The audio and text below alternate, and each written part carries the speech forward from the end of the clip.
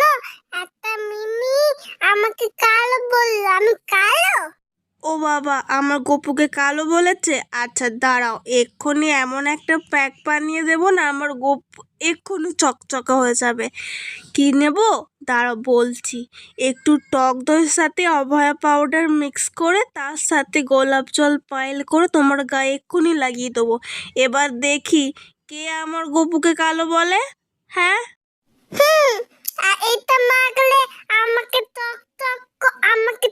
টক লাগবে।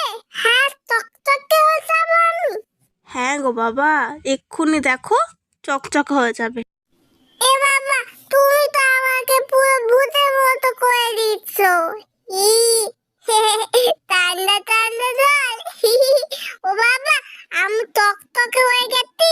মিমি বলো তো, টকটক